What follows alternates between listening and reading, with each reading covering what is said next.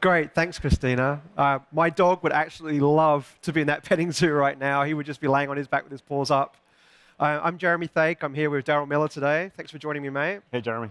We both work in the Microsoft Graph team, and we work in the developer experience side of the house, and we get a lot of requests, actually, to talk a little bit about how, as a developer, you can plug the Microsoft Graph API into your existing applications.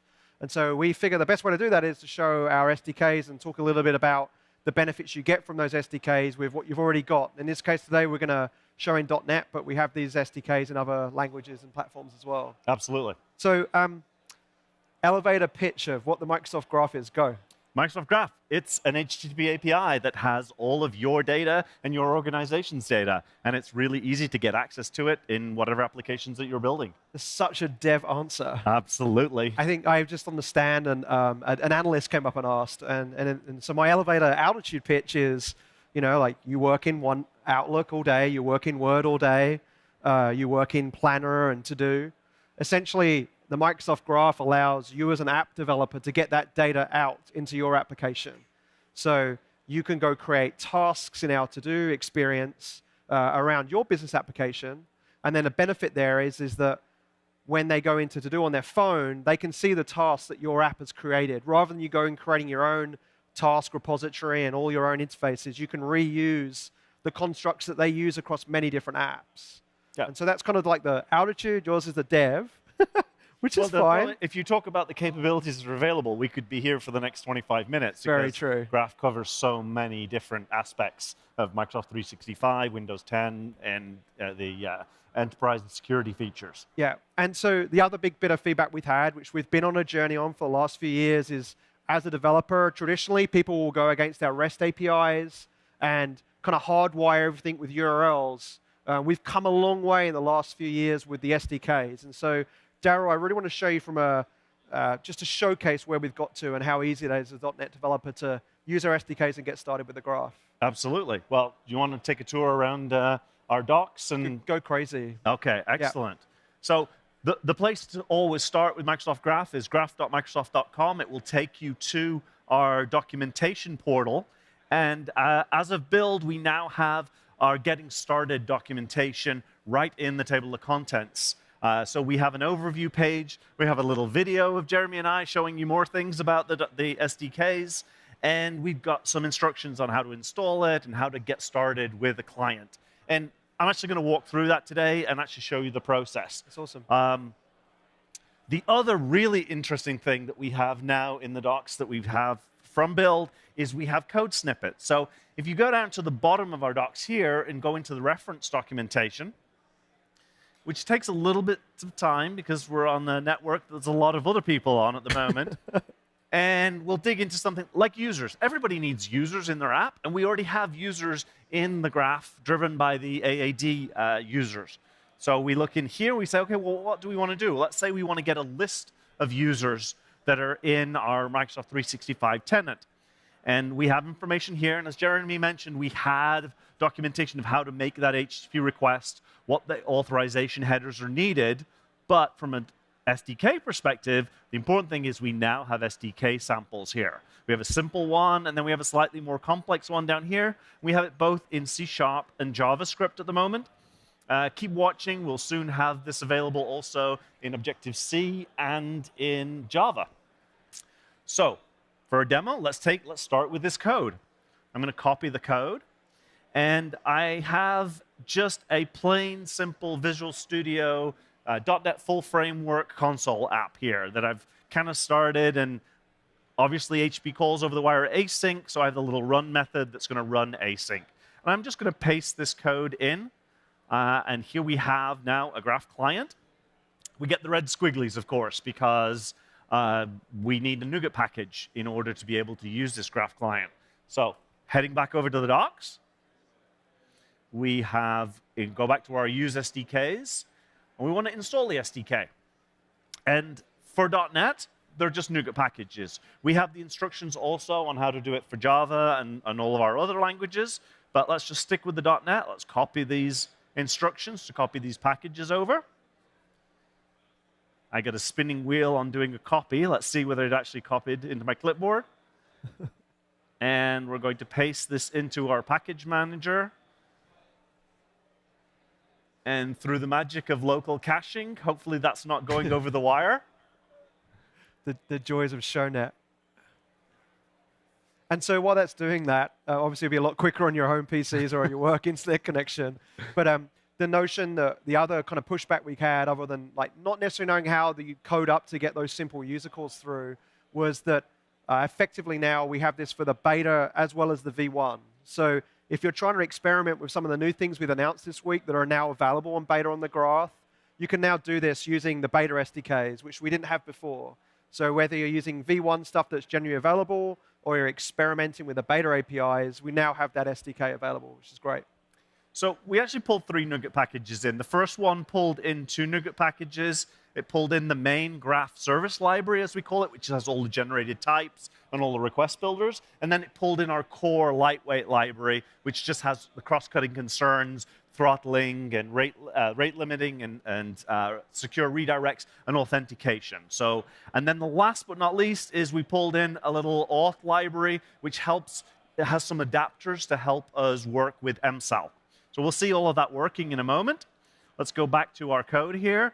We can get rid of our red squigglies with a little magical control dot. No one likes red squigglies. No one likes red squigglies. So we got rid of 2 of those. We still have another one. We have an auth provider. So again, we need to get an authorization token because we don't want anybody to be able to get access to your data. So we need some kind of authorization mechanism, and we're basing this on Microsoft Identity Framework and the MSAL libraries that just GA'd at this Build. week, generally available now. So there's no excuses to stick on ADEL libraries. You can now move to msal.net or msal.js, which are now generally available, which is going to give you a heap of benefits that we showed in Rajesh's M365 keynote, which if you haven't seen, I'd highly recommend going back on your travels home and seeing what we've done with MSAL there for things like window hello integration, and even things like the FIDO2 sticks you put in your machines will automatically authenticate you in and have your web app straight away being able to call the graph.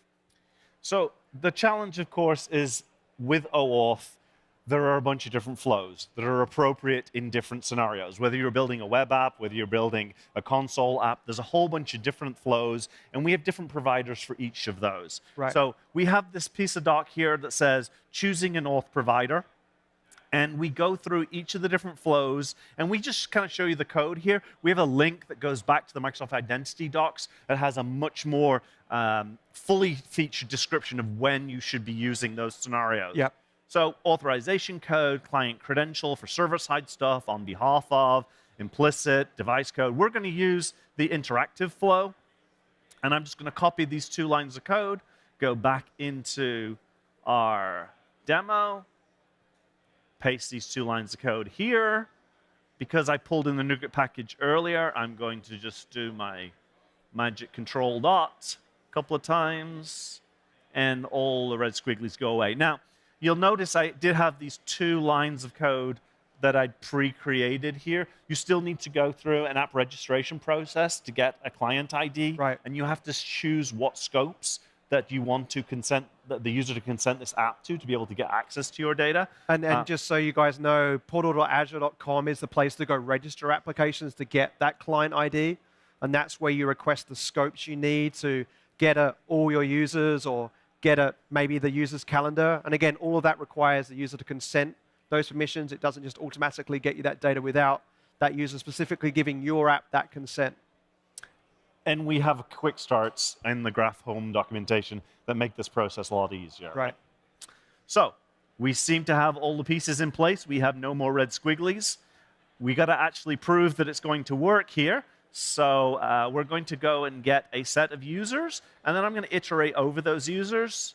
So we're just going to do for each user in users and console.display right line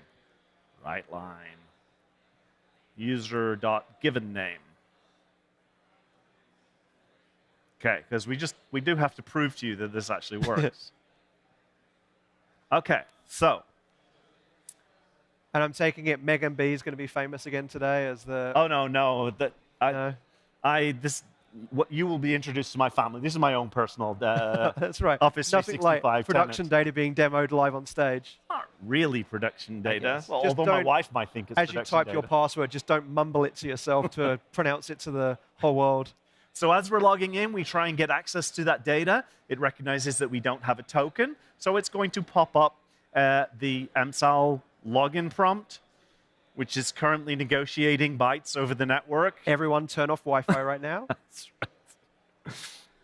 And so these screens are all kind of generic Microsoft screens. So as a user, they'll be familiar with this flow. They won't see an extra sign-in page that might look kind of dubious. They'll be actually recognize this as part of being an M365 customer and trust this consent flow that they're going to see.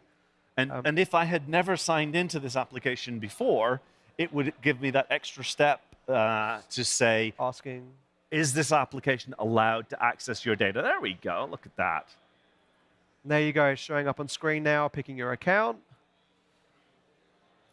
And it's going to retrieve the users, and it's going to list the users. There we go. We get a list of my Very family simple name. demo, but you get the idea of how easy that was to get a simple list. But that could go get the users Darrel's personal calendar, where he's going to be running to another session straight after this live show. That's right. Exercising quite well. But I guess the other thing is for those that are in the audience or they're listening live, the aspect of maybe they're already using the graph, they're using REST calls. Do they have to all or nothing jump from what they're currently doing auth-wise and API call-wise to the SDKs, or is there like an interim step that they can do here? Well, I mentioned before that when we pulled in NuGet packages, there were kind of two components. There was a service library, which is our generated classes, which, because there's so much capability within Graph, it ends up being quite a large library. Yeah. And then there is our core library. But the core library contains those cross-cutting concerns, the authorization, the throttling, the secure redirect, those kind of very handy capabilities. And if you are currently using a native library in your platform, you can just pull in our core library and get all of that goodness. Right. We have what's called the Graph Client Factory, and you call that, and it will return back to you an instance of HTTP client that you can then just call, and you can plug that right into your own application and get all of our middleware goodness. So we get a lot of feedback about, hey, Jeremy, we're being throttled because you're calling the REST APIs too hard to try and suck all that data into your application for whatever business insights you're building. By using SDKs, we actually help you with the throttling of the 429 requests. Yeah, 429s and 503s. It automatically backs off so that you don't have to go build all that yourself. So there's a lot of value in the SDK now that you can benefit from plugging into rather than using direct REST calls that you may be doing already or maybe looking to in the future. Yep, and you can plug in your own piece of middleware. It's a very simple pattern that's been around for a number of years within the client libraries. And for those languages where there wasn't middleware pipelines already available, we've actually built them. So you can apply this pattern whether you're working in JavaScript, Java, Objective-C, or C#, the same capabilities. One of the things that we've been doing over the last couple of years, or the last year, is trying to apply a consistent pattern across all of the SDKs so that it's easier for us to design new features and then quickly bring them to all the languages that we currently support. That's awesome. And if you haven't already seen the announcements around web components, with the Microsoft Graph Toolkit, it's basically the UI layer on top of the SDKs that rather than you work out how to render users in your application, you can use our web components to render it, and it will look exactly like our Microsoft 365 experiences. And we have toolkits for listing calendar agendas, task lists, people lists if you're using the users API, and a few other things that we're announcing in preview this week. So definitely check out those sessions on the toolkit. And they're all available on GitHub. We do all this work out in open source. So if you have issues with them, submit them on GitHub. If you want to add features, you want to add new middleware, do some pull requests, and we will take a look at them and incorporate them in. So the right place to start for the Microsoft Graph is? graph.microsoft.com. The one URL this week you have to remember, just graph.microsoft.com. Plenty of videos, plenty of tutorials. You can all get started there. So a big thank you, Darrel. I appreciate that. I hope you found this useful. We look forward to hearing you on the GitHub repos and directly inside of Stack Overflow. If you have questions, just use the Microsoft Graph tag. And we're going to take a break now. We'll be right back.